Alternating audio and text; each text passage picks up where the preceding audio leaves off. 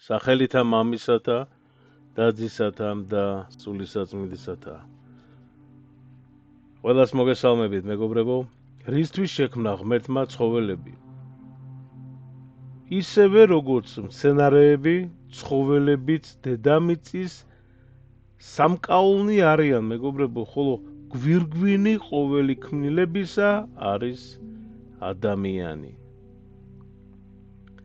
ყველაფერი მისთვის შეიქმნა, ეს დედამიწაც, ხო, ფრინველებიც და ცხოველებიც, მცენარეებიც და მნათობებიც. ამიტომ ღმერთმა ყოველ ქმნილებაში ისეთი თვისება ჩადო, რომელმაც ადამიანებს მაგალითი უნდა მისცეს. ასწავლოს რა არის კარგი და რა ცუდი, მიიყვანოს შემოქმედი ღმერთის შემეცნებამდე. მეგობრებო, ვის არ სმენია ძაღლების ერთგულების შესახებ? ისინი უმცირეს სიკეთესაც არ ივიწყებენ და ადამიანის მუდმივ მეგობრებად რჩებიან. იცავენ და სიცოცხლესაც არ იშურებენ საყვარელი პატრონისათვის. ძალიან ხშირად მათი გარდაცვალებით დასევდიანებული ეს ერთგული ცხოველები სიცოცხლეს პატრონების საფლავებზე ასრულებენ. მაგრამ აი აკლემი, ხო? აი რა დიდხანს მიყვება მას გულის წყრომა და მრისხანება. ოდესღაც ვინმესგან ნაცემი აკლემი წყენას დიდხანს არ ივიწყებს და იპოვის თუ არა მარჯვე დროს ბოროტების წილ ბოროტებით მიაგებს. ასე რომ უნდა დაფიქრდნენ მრისხანე ადამიანები, ვის ემსგავსებიან, როცა ღვაწლს გულით დაატარებენ და მოყვას არათუ არ პატიობენ შეცდომებს, სამაგიეროსაც უხდიან. საოცრად დიდია მშობლებისა და შვილების ურთიერთსიყვარული ცხოველთა შორის.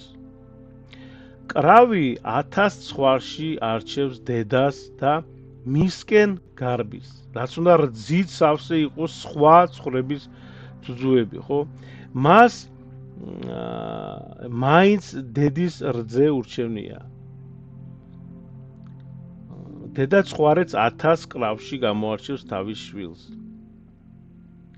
შვილთა სიყვარულისათვის საქებია ყვავი, რადგან იგი მაშინაც დასდევს მათ, როცა უკვე ფრენას იწყებენ, აჭმევს და ესე იგი დიდი ხნის მანძილზე ზრუნავს მათზე.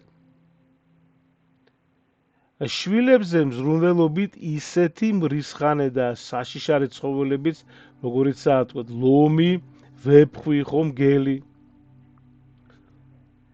აი არწივი კი მეტად უსამართლოა შვილების გამოზრდისას, ხო, ასე თქვა. გამოჩეკს რა ორ მართვებს და ესე იგი ერთს ფრთას დაკრავს და მიწაზე ჩამოაგდებს. მეორეს კი იწყნარებს.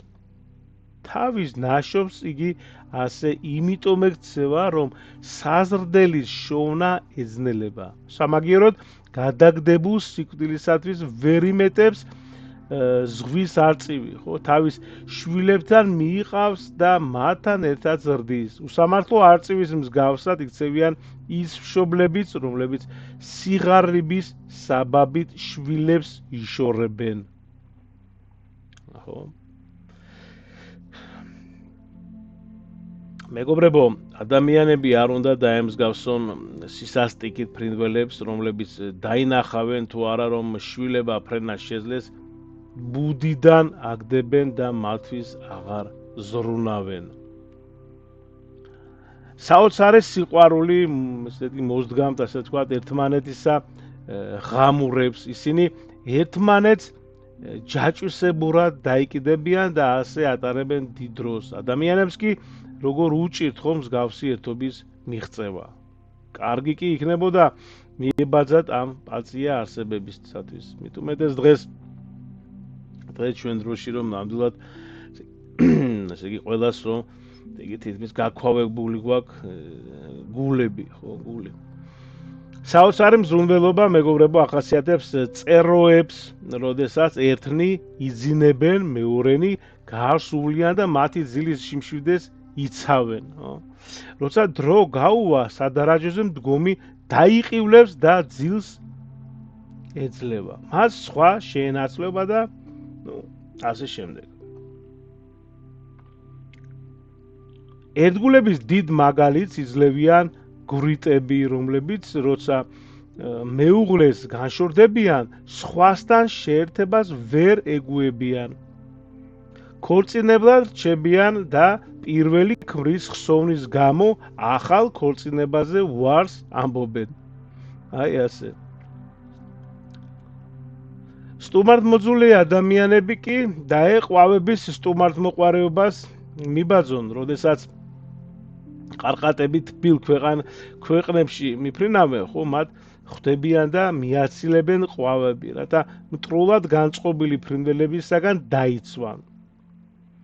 ამას ისიც ადასტურებს, რომ ყვავები შინ ჭრილობებით ბრუნდებიან. თვითონ ყარყატები კი საოცარი მზრუნველობით გამოირჩევიან, ხო, მოხუცი მშობლების მიმართ. ისინი გარს, ესე იგი, ერწყმიან სიბერისაგან ბუმბულგაცვენილ მამას. საკუთარი ფრთებით ათბობენ, საჭმელსაც უხვად უზიდავენ. გადაფრენის დროს კი ფრთებით უჭირავთ და ისე მიყავთ. თუ ფრინველები ასე ზრუნავენ მოხუც მშობლებზე, მით უფრო ევალებათ ეს ადამიანებს, რომლებიც ხშირად ივიწყებენ მშობელთა ამაყს, მეგობრებო, და სიბერის ჟამს უყურადღებოდ ტოვებენ მათ. ცხოველებსა და ფრინველებს ერთად ცხოვრება უყვართ, ხო, ზოგიერთებს უფროსებიც ყავთ, რომელთაც ემორჩილებიან, ხო, ერთგვარ საზოგადოებას ქმნიან ფუტკრები, მათ ერთი სახლი აქვს და საქმესაც ერთს ემსახურებიან. რაც ყველაზე საოცარია, ისინი ყოველ საქმეს უფროსის ბრძანებით იწყებენ. ვიდრე არ დაინახავენ, რომ ესე იგი მათი წინამძღოლი აფრინდა, თავს ნებას არ აძლევენ, ესე იგი მინდვრებისაკენ რომ გაფრინდნენ. ფუტკრები გამჟედა დაუზარელი მუშაკები არიან, ხო, საბუდას ბრძნულად და თანმიმდევრულად აგებენ და თანაც გასაოცარად, ესე იგი ხმაშეწყობილად შრომობენ. ადამიანისთვის, ხო, ესე იგი ეს ბეჯითობისა და შრომის მოყვარეობის მაგალითია ჭიანჭველაც, რომელიც საზრდელს ზამთრისათვის ზაფხულშივე აგროვებს. ჯერ ზამთარი არ დამდგარა, მაგრამ ის დრო უქმად არ, ესე იგი უქმად არ კარგავს, ხო, ბეჯითა და თავდაუზოგავად შრომობს. ალბათ ბევრს უნახავს, ხო, თავზე სამჯერ დიდი ესე იგი ტვირთ წამოკიდებული, ხო, ეს პაწაწინა მწერი. თითოეულ მოგროვილ ხორბლის მარცვალს ჭიანჭველა პირით შუაზე კვნեց, რომ არ აღმოცენდეს და საკვებად ვარგისი არ გახდეს. წარმოიდგინეთ, ხო, დიდება უფალს. და აი, ხოლო თუ აი შეამჩნია, რომ დანესტილია, ხო, ამბობს უასავდა, ამბობს აშრობს, ხო, აშრობს და მაგრამ გასაშრობად ყოველთვის, ესე იგი, როდი გამოაქვს, ხო, არამედ მხოლოდ კარგ ამინჩი. როგორი მღვიძარია ბატი და როგორი ალღუ აქვს იმის მიმართ, რაც დაფარულია. ოდესღაც ბატებმა სამეფო ქალაქი იხსნეს. კაცრავად. მათ ყიყინით, ესე იგი, ასე ვთქვათ, მიანიშნეს რომის ბინადართ მტრის მოახლოება, რომელიც საიდუმლო მიწისქვეშა გვირაბებით მოიწევდა ქალაქისკენ. ხარაბშუტა და უდარდელმა ადამიანებმა კი სჯობს ცხოველებსა და ფრინველებს მიბაძონ, რომლებიც დაუღალავად ზრუნავენ საცხოვრებლის მოსაწყობად. ამ ხრივ ძალიან მოხერხებული და ესე იგი დაუზარელია, ესე ვთქვათ, მერცხალი, ხო? ბუდის აშენებისას მას ჩალა პირით მოაქვს, მაგრამ თიხის მოტანა ფეხებით არ შეუძლია, ხო?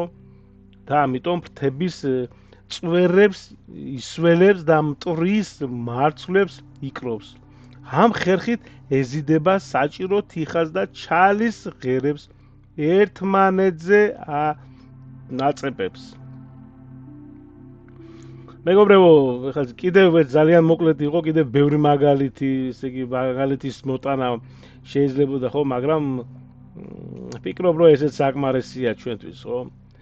და ასევე იმისთვის, რომ ადამიანმა ღვთის სიბრძნე გამჭვრიტოს, სხვაგვარად შეხედოს ბუნებას და ესე იგი ეს ნამდვილად დამაფიქრებელია.